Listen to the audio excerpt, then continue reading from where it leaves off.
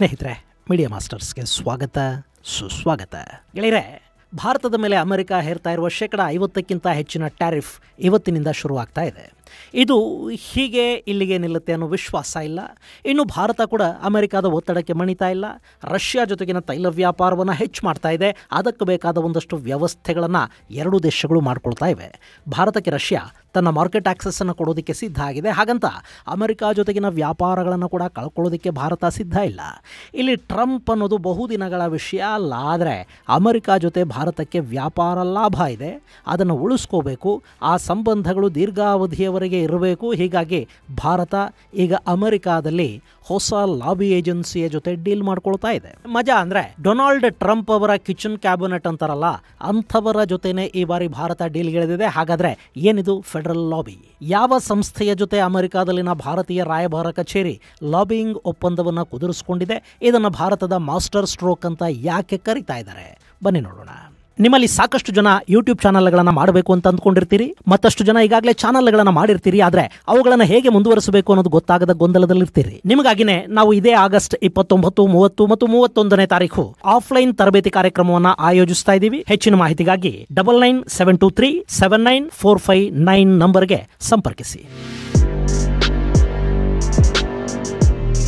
ಗೆಳೆಯರೆ, ಅಮೆರಿಕ ಹಾಗೂ ಭಾರತದ ಸಂಬಂಧಗಳು ದಿನೇ ದಿನೇ ಬಿಗಡಾಯಿಸ್ತಾ ಇವೆ. ಇಲ್ಲಿ ಅಮೆರಿಕ ಭಾರತದ ಮೇಲೆ ಹೇರ್ತಾ ಇರೋ ಸುಂಕದ ಕಾರಣಕ್ಕೆ ನಮ್ಮ ಸುಮಾರು 60% ಅಮೆರಿಕ ರಫ್ತುಗಳು ಸಂಕಷ್ಟಕ್ಕೀಡಾಗತ್ವೆ ಅಂತ ಹೇಳಲಾಗ್ತಾ ಇದೆ. ಅದರಲ್ಲೂ ಕೆಲ ವಸ್ತುಗಳ ಮೇಲೆ ಸುಂಕ ಅನ್ನೋದು 60% ದಾಟತ್ತೆ. ಇದು ಹೀಗೆ ಮುಂದುವರೆದ್ರೆ ಅಮೆರಿಕದ ಮಾರುಕಟ್ಟೆಯಲ್ಲಿ ಭಾರತದ ಗಾರ್ಮೆಂಟ್ಸ್, ಟೆಕ್ಸ್ಟೈಲ್ಸ್, ಆಭರಣಗಳು, ಆಟೋಮೊಬೈಲ್, ಸಮುದ್ರ ಆಹಾರ ಮುಂತಾದವುಗಳೆಲ್ಲ ತಮ್ಮ ಪ್ರಾಬಲ್ಯವನ್ನು ಕಳ್ಕೊಳ್ಳುತ್ತವೆ. ಅಲ್ಲಿ ಚೈನಾ, ವಿಯೆಟ್ನಾಂನಂಥ ದೇಶಗಳು ಲಾಭ ಮಾಡ್ಕೊಳ್ಳೋದಕ್ಕೆ ಶುರು ಆಗುತ್ತೆ. ಸೊ ಇದನ್ನು ತಪ್ಪಿಸೋದಕ್ಕೆ ಭಾರತದ ಪರ ಅಮೆರಿಕಾದಲ್ಲೊಂದಷ್ಟು ಲಾಬಿ ಮಾಡಬೇಕಾದ ಅಗತ್ಯ ಇದೆ ಅನ್ನೋದನ್ನ ಭಾರತ ಮನಗಾಣ್ತಾ ಇದೆ. ಗೆಳೆಯರೆ, ಅಮೆರಿಕಾದಲ್ಲಿ ಇದು ಹೊಸ್ತಲ್ಲ. ನಮ್ಮಲ್ಲಿನ ರಾಜಕಾರಣಿಗಳು ಸರ್ಕಾರಗಳ ಮೇಲೆ ಒತ್ತಡ ತರೋದಕ್ಕೆ, ಅವ್ರ ಜೊತೆ ಡೀಲ್ ಕುದುರಿಸೋದಕ್ಕೆ, ಸರ್ಕಾರಗಳಿಂದ ಕೆಲಸ ಮಾಡಿಸ್ಕೊಳ್ಳೋದಕ್ಕೆ ದೊಡ್ಡ ದೊಡ್ಡ ಕಂಪನಿಗಳ ಪರ ಆಡಳಿತಾರೂಢರಿಗೆ ಏನೇನು ಇಷ್ಟ ಆಗುತ್ತೋ ಅದನ್ನೆಲ್ಲ ಅವರಿಗೆ ಒದಗಿಸಿ ತಮ್ಮ ಕ್ಲೈಂಟುಗಳ ಕೆಲಸವನ್ನು ಮಾಡಿಕೊಡೋ ಜನ ಅವರು. ಇಂಥ ಕೆಲಸಕ್ಕೆ ನಮ್ಮಲ್ಲಿ ಕಾನೂನಿನ ಮಾನ್ಯತೆ ಇಲ್ಲ. ಆದರೂ ಅದು ನಿರಾತಂಕವಾಗಿ ನಡೀತಾ ಇದೆ. ಆದರೆ ಅಮೆರಿಕಾದಲ್ಲಿ ಅಂಥ ಬ್ರೋಕರಿಂಗ್ ಮಾಡೋ ಸಂಸ್ಥೆಗಳನ್ನು ಲಾಬಿಯಿಂಗ್ ಏಜೆನ್ಸಿಗಳು ಅಥವಾ ಲಾಬಿಯಿಂಗ್ ಫರ್ಮ್ಸ್ ಅಂತ ಕರೀತಾರೆ. ಅದಕ್ಕಲ್ಲಿ ಅನುಮತಿ ಇದೆ, ಕಾನೂನಿನ ಮಾನ್ಯತೆ ಕೂಡ ಇದೆ. ಸಾಮಾನ್ಯವಾಗಿ ಯಾವ ಪಕ್ಷದ ಸರ್ಕಾರ ಬರುತ್ತೋ ಆ ಪಕ್ಷದ ಜೊತೆ ಗುರುತಿಸಿಕೊಂಡ ಏಜೆನ್ಸಿಗಳು ಇಲ್ಲಿ ಲಾಭ ಮಾಡಿಕೊಳ್ಳುತ್ತವೆ.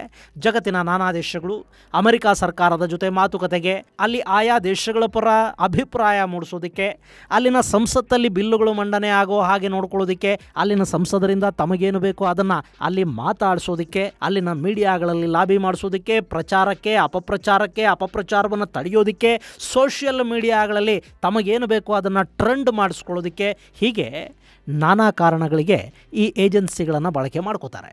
ಈಗ ಭಾರತ ಕೂಡ ಅದಕ್ಕಾಗಿ ಒಂದು ಏಜೆನ್ಸಿಯ ಜೊತೆ ಒಪ್ಪಂದ ಮಾಡಿಕೊಂಡಿದೆ.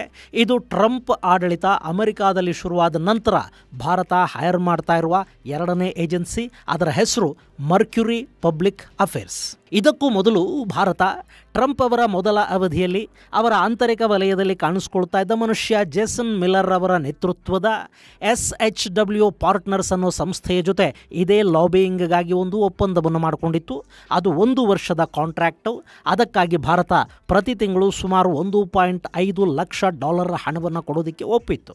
ಈಗ ವಾಷಿಂಗ್ಟನ್ ಮೂಲದ ಮರ್ಕ್ಯುರಿ ಪಬ್ಲಿಕ್ ಅಫೇರ್ಸ್ ಜೊತೆ ಫೆಡರಲ್ ಲಾಬಿಯಿಂಗ್ಗಾಗಿ ಅಗ್ರಿಮೆಂಟ್ ಆಗಿದೆ. ಇದನ್ನ ಅಮೆರಿಕಾದಲ್ಲಿನ ಭಾರತೀಯ ರಾಯಭಾರ ಕಚೇರಿ ನೇಮಕ ಮಾಡಿಕೊಂಡಿದೆ. ಇದು 3 ತಿಂಗಳ ಕಾಲಾವಧಿಗೆ ಮಾಡಿಕೊಂಡ ಒಪ್ಪಂದ. ಪ್ರತಿ ತಿಂಗಳು $75,000 ಹಣವನ್ನು ಭಾರತ ಈ ಸಂಸ್ಥೆಗೆ ಸಂದಾಯ ಮಾಡುತ್ತೆ. ಇವರ ಕೆಲಸ ತೃಪ್ತಿದಾಯಕವಾಗಿದ್ದರೆ ಒಪ್ಪಂದವನ್ನು ಮುಂದುವರಿಸುವ ಸಾಧ್ಯತೆ ಕೂಡ ಇರುತ್ತೆ. ರಿಪಬ್ಲಿಕನ್ ಸಂಸದರ ಜೊತೆ ಮಾತಾಡೋದು, ಅವರಲ್ಲಿ ಭಾರತದ ಪರ ಒಲವನ್ನು ಬೆಳೆಸೋದು, ಡೊನಾಲ್ಡ್ ಟ್ರಂಪ್ ಜೊತೆ ಭಾರತದ ಪರ ಮಾತುಕತೆಗಳನ್ನು ನಡೆಸೋದು, ಅಲ್ಲಿನ ಮಾಧ್ಯಮಗಳನ್ನು ಮ್ಯಾನೇಜ್ ಮಾಡೋದು, ಜಾಹೀರಾತುಗಳು, ಲೇಖನಗಳು, ಸೋಷಿಯಲ್ ಮೀಡಿಯಾ ಮ್ಯಾನೇಜ್ಮೆಂಟು, ಇದೆಲ್ಲವನ್ನು ಈ ಮರ್ಕ್ಯುರಿ ಭಾರತದ ಪರವಾಗಿ ಮಾಡುತ್ತೆ. ಈ ಸಂಸ್ಥೆಯನ್ನು ನೇಮಕ ಮಾಡಿಕೊಂಡಿರೋದು ಭಾರತಕ್ಕೆ ಲಾಭ ಆಗುತ್ತೆ. ಯಾಕೆಂದರೆ ಇದು ಡೊನಾಲ್ಡ್ ಟ್ರಂಪ್ ಅವರ ಆಂತರಿಕ ವಲಯದ ಜನರೇ ಇರುವ ಸಂಸ್ಥೆ ಅಂತ ಹೇಳಲಾಗ್ತಾ ಇದೆ.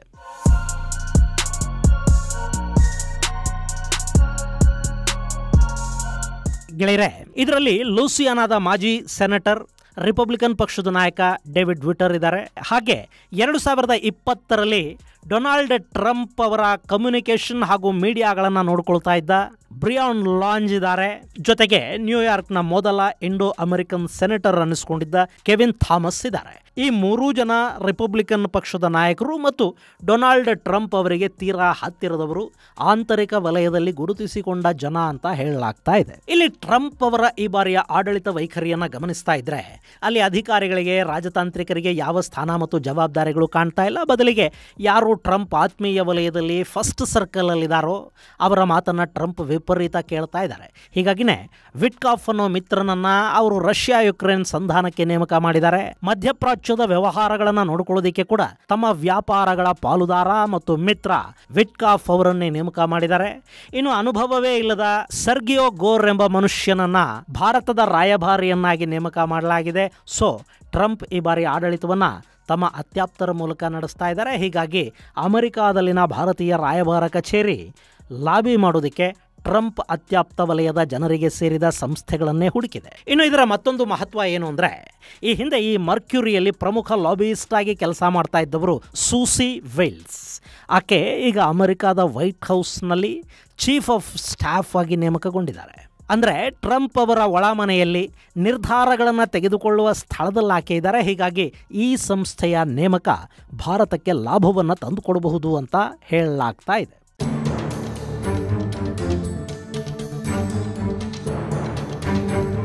ಗೆಳೆಯರೆ, ಇಲ್ಲಿ ಡೊನಾಲ್ಡ್ ಟ್ರಂಪ್ ಜೊತೆ ಭಾರತದ ಪ್ರಧಾನಿ ನರೇಂದ್ರ ಮೋದಿ ಒಮ್ಮೆ ಮಾತನಾಡಿ ಮುಗಿಸಿದ್ರೆ ಈ ಟ್ಯಾರಿಫ್ ಒತ್ತಡಗಳಲ್ಲಿ ಮುಗಿದು ಹೋಗುತ್ತವೆ ಅನ್ನೋ ಮಾತುಗಳು ಕೂಡ ಇವೆ. ಆಪರೇಷನ್ ಸಿಂಧೂರ್ ನಂತರ ಭಾರತದ ಪ್ರಧಾನಿ ಮೋದಿ ಡೊನಾಲ್ಡ್ ಟ್ರಂಪ್ ಜೊತೆ ಮಾತಾಡೋದಕ್ಕೆ ಹೋಗಿಲ್ಲ.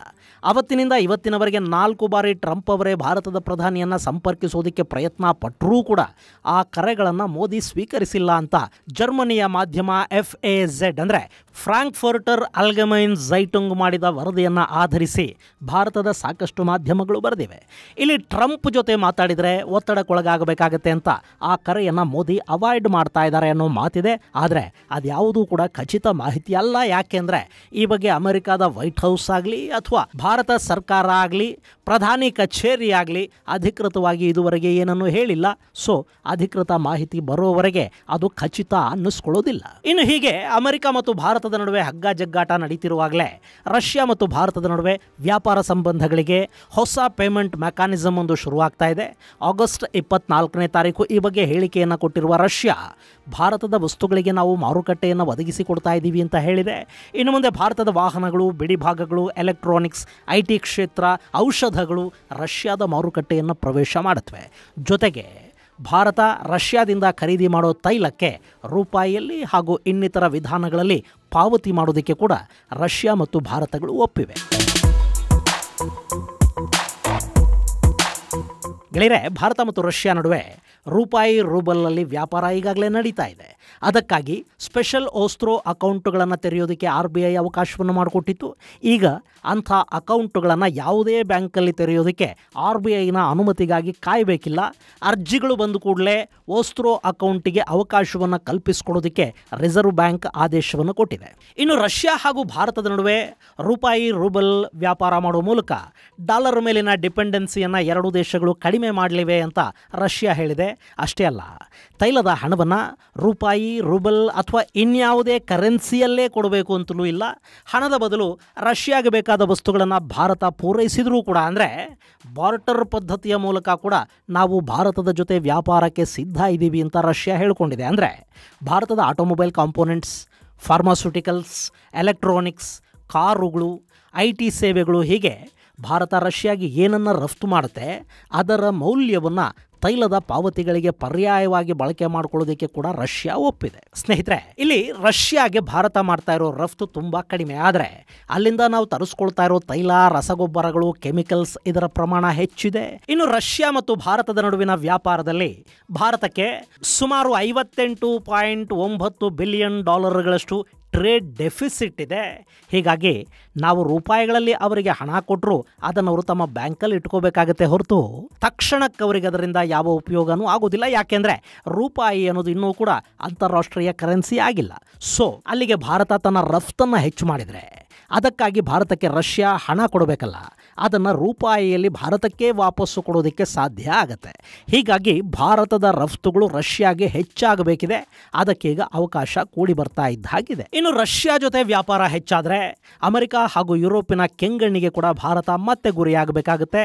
ಅಲ್ಲಿಗೆ ಸರಕು ಸರಂಜಾಮುಗಳನ್ನು ಸಾಗಾಟ ಮಾಡೋದಕ್ಕೆ ಮತ್ತು ಅಲ್ಲಿಂದ ತೈಲ ಮತ್ತಿತರ ಪದಾರ್ಥಗಳನ್ನು ಆಮದು ಮಾಡಿಕೊಳ್ಳೋದಕ್ಕೆ ವ್ಯಾಪಾರಿ ಹಡಗುಗಳು ಬೇಕಾಗುತ್ತವೆ. ಅದಕ್ಕೆ ಇನ್ಶೂರೆನ್ಸ್ ಬೇಕು. ಈ ಕ್ಷೇತ್ರದಲ್ಲಿ ಇವತ್ತಿಗೂ ಕೂಡ ಯುರೋಪಿಯನ್ ದೇಶಗಳ ಪಾರಮ್ಯನೇ ಇದೆ. ಹೀಗಾಗಿ ಲಾಜಿಸ್ಟಿಕ್ ಸಪೋರ್ಟನ್ನು ಕೂಡ ಭಾರತಕ್ಕೆ ನಾವೇ ಒದಗಿಸಿಕೊಡ್ತೀವಿ ಅಂತ ರಷ್ಯಾ ಹೇಳ್ತಾ ಇದೆ. ಅಂದರೆ ರಷ್ಯಾದ ಶಾಡೋ ಫ್ಲೀಟ್ಗಳ ಮೂಲಕ ಭಾರತ ಮತ್ತು ರಷ್ಯಾ ನಡುವಿನ ತೈಲ ವ್ಯಾಪಾರ ಇನ್ನು ಮುಂದೆ ಕೂಡ ನಿರಾತಂಕವಾಗಿ ನಡೆಯಬಹುದು. ಹಾಗೆ ರಷ್ಯಾ ಹೇಗೂ ತೈಲವನ್ನು ಭಾರತಕ್ಕೆ ಅಗ್ಗದ ಬೆಲೆಯಲ್ಲಿ ಕೊಡ್ತಾ ಇದೆ. ಈಗ ಭಾರತದ ವ್ಯಾಪಾರವನ್ನು ಉಳಿಸ್ಕೊಳ್ಳೋದಕ್ಕೆ ಅಂದರೆ ಅಮೆರಿಕಾದ ಒತ್ತಡಗಳ ನಡುವೆನೂ ಭಾರತ ತನ್ನನ್ನು ಬಿಟ್ಟು ಹೋಗದ ಹಾಗೆ ನೋಡಿಕೊಳ್ಳೋದಕ್ಕೆ ತೈಲದ ಮೇಲೆ ಮತ್ತೆ 7% ಡಿಸ್ಕೌಂಟನ್ನು ಕೂಡ ರಷ್ಯಾ ಕೊಡೋದಕ್ಕೆ ಮುಂದಾಗ್ತಾ ಇದೆ. ಒಟ್ಟಾರೆ ಭಾರತದ ವಿಷಯದಲ್ಲಿ ರಷ್ಯಾ ಹಾಗೂ ಅಮೆರಿಕಾಗಳು ಕಾಂಪಿಟೇಷನ್ಗೆ ಬಿದ್ದಿವೆ. ಇನ್ನು ಭಾರತ ರಷ್ಯಾ ಜೊತೆಗಿನ ವ್ಯಾಪಾರವನ್ನು ನಿಲ್ಲಿಸೋದಿಲ್ಲ ಅನ್ನೋದನ್ನ ಈಗಾಗಲೇ ಸ್ಪಷ್ಟಪಡಿಸಿದೆ. ಹಾಗೆ ಅಮೆರಿಕ ಜೊತೆಗಿನ ಸಂಬಂಧಗಳನ್ನು ಕೂಡ ಬ್ಯಾಲೆನ್ಸ್ ಮಾಡೋದಕ್ಕೆ, ಮ್ಯಾನೇಜ್ ಮಾಡೋದಕ್ಕೆ ಸಾಂಪ್ರದಾಯಿಕ ಹಾದಿಗಳನ್ನು ಬಿಟ್ಟು ಲೋಕಾರೂಢಿಯ ಹಾದಿಯನ್ನು ಭಾರತ ಹಿಡಿತಾ ಇದೆ. ಇವತ್ತಿಗೂ ಸೌತ್ ಕೊರಿಯಾ ಇರಬಹುದು, ಜಪಾನ್ ಇರಬಹುದು, ಯುರೋಪಿಯನ್ ಯೂನಿಯನ್ ಇರಬಹುದು, ಯಾವುದೇ ದೇಶ ಅಮೆರಿಕ ಜೊತೆಗಿನ ಸಂಬಂಧಗಳ ಸುಧಾರಣೆಗೆ ಮತ್ತು ಅಮೆರಿಕಾನ ಹ್ಯಾಂಡಲ್ ಮಾಡೋದಕ್ಕೆ ಅಲ್ಲೊಂದಷ್ಟು ಲಾಬಿಂಗ್ ಏಜೆನ್ಸಿಗಳನ್ನು ನೇಮಕ ಮಾಡಿಕೊಂಡಿವೆ. ಅದೇ ಕೆಲಸವನ್ನೀಗ ಭಾರತ ಕೂಡ ಮಾಡ್ತಾ ಇದೆ. ಎಷ್ಟು ದಿನ ಇದು ಹೀಗೆ ಮುಂದುವರಿಯುತ್ತೆ ಅನ್ನೋದನ್ನ ಕಾದು ನೋಡಬೇಕು. ಇದು ಗೆಳೆಯರೆ, ರಷ್ಯಾ ಹಾಗೂ ಅಮೆರಿಕಾಗಳನ್ನು ಬ್ಯಾಲೆನ್ಸ್ ಮಾಡೋದಕ್ಕೆ ನಡೀತಿರೋ ಪ್ರಯತ್ನಗಳ ಕುರಿತಾದ ಒಂದಷ್ಟು ಮಾಹಿತಿ. ಮುಂದಿನ ಸಂಚಿಕೆಯಲ್ಲಿ ಮತ್ತಷ್ಟು ವಿಶೇಷಗಳ ಜೊತೆ ಮತ್ತೆ ಭೇಟಿಯಾಗೋಣ. ಅಲ್ಲಿವರೆಗೆ ಜೈ ಹಿಂದ್, ಜೈ ಕರ್ನಾಟಕ.